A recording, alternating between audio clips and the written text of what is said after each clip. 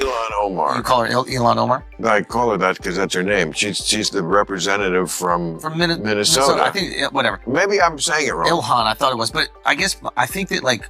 Whatever it is, I don't like her. So the point that I'm trying to make here is that, like... Is she a representative of America or Palestine, is my question. Well, here's the thing that's important. It's like, I think that she has and I don't even know if she understands this as privilege, but like, she has an identity outside of being American. Like, she has this separate identity from another country that has thousands of years of history, and that's baked into who she is. Some of us... Where you would happily live. Well, where I would happily live. Like, and it would be so great.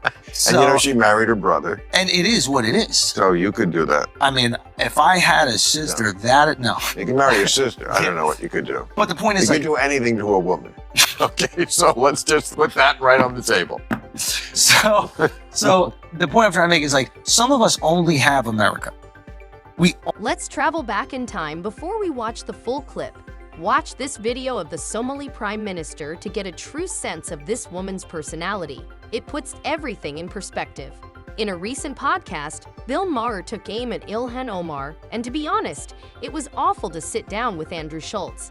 Maher didn't mince words when he declared his hatred for her and gave a detailed explanation, accusing her of everything from lying in the past to switching between backing Israel and Palestine.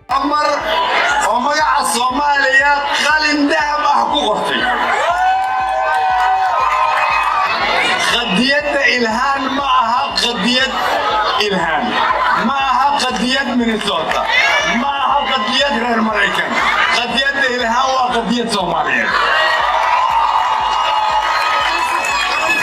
قوش إلهان وقوش الصوماليات وحين نوحن بارسنتاي معنوي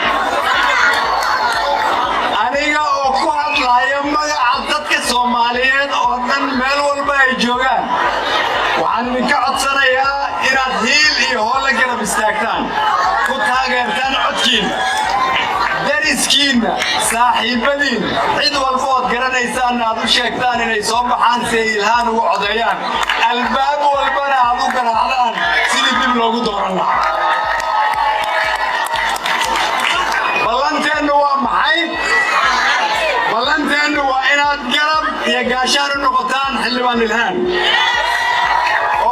markale dibi doorataan idinkoo isku duuban oo ul iyo diira markale mahadsanidin Allah idin barakeeyo Soomaaliya hanow.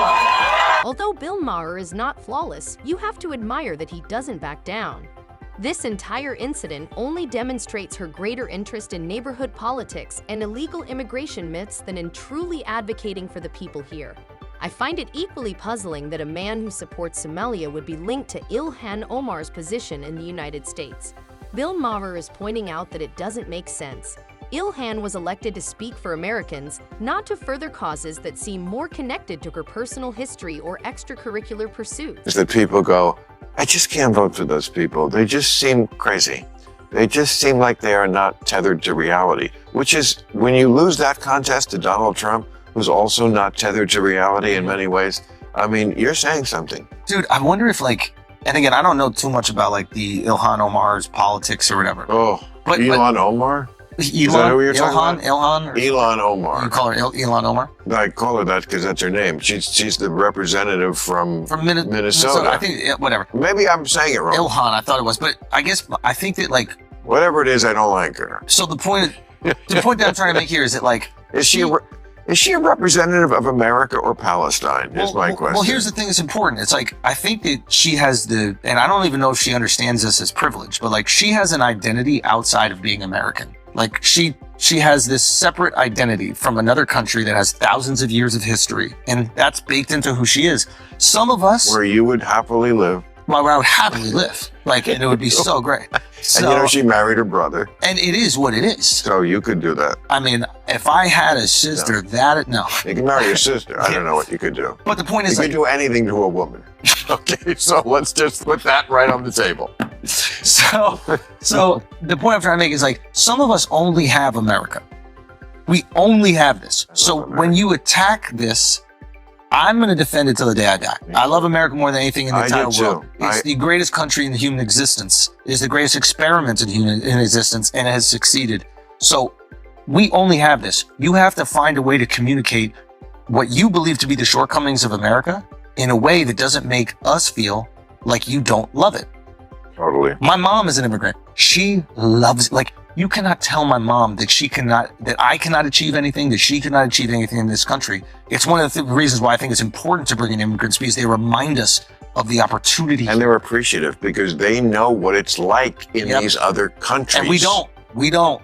Right. Well, I do. You don't. You haven't traveled because of your UTIs. You won't even leave the country. I don't have to. First of all, I have traveled. And second of all, you don't have to travel to understand what's going on in other countries. Have you lived outside the country? No, but I read. I can read about what's there. This is this Ivy League shit that's so annoying to Americans. Reading. Yeah. Yes, stop reading so much. It's gay. Now I say you're just fucking with me. Yes, say these things. Okay. But in terms of living outside, like I've lived outside the country, and it's important. I haven't lived in the Middle East, but living in Others, like Ilhan Omar, however, have a very different perspective on America.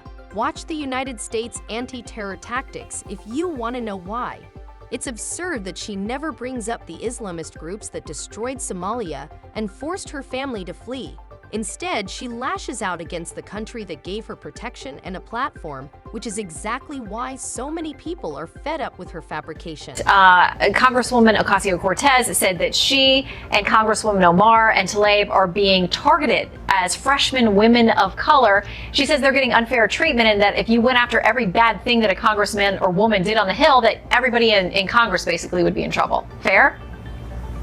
I don't think that's fair at all, Shannon. First of all, I just want to note it's remarkable and startling how much Ilhan Omar, frankly, the disdain she has for the country that we should note. It's the country that has given her family and herself refuge. She escaped war-torn Somalia, was a refugee in Kenya for 4 years, and then thanks to a Lutheran church group, was able to ultimately immigrate to the United States. And I, as an immigrant myself, I have to note this constant disdain of her portrayal of the United States and its anti-terror policies under successive administrations, treating it as this sort of murderous country that cages children at the border and drones people, and not any similar criticism, I would say, of the Islamist groups, among them those that have turned Somalia, her homeland, into such a horrible place. Not one word of criticism, as far as I can tell. It's only directed at the country that has given her and her family refuge. It's not a perfect country, but I think it's startling, and it's frankly, it's Ilhan Omar ought to be thanking America, the nation that allowed her and countless others to pursue the American dream. But instead, she is out there, accusing the nation of racism and endorsing Palestine as though she has forgotten who initially made it possible for her to do so. As an immigrant, it is abhorrent to come here and then brag about the nation that provided you with protection while disparaging racial privilege and all related issues. Difference. Okay, and the people of Gaza, by the way, if the Israelis did get rid of Hamas, they'd be doing a giant favor to the people of Gaza who hate Hamas too. But let's just go through the lists. Because the Israelis look like us in most ways, values-wise. Maybe we're not doing it the right way. I don't know. Religious tolerance. That doesn't exist in Gaza. You're either Muslim or an infidel, and you better be a Muslim. Female freedom. Free and fair elections. Free speech. Gay rights. Can I just finish my list of pedophilia? I'll put that under don't ask. Child brides and so forth. Equality of the sexes, I'll categorize that under don't make me fucking laugh. The fact that, you know, these people think that this is where they should be aligned with, that these are the values that you support.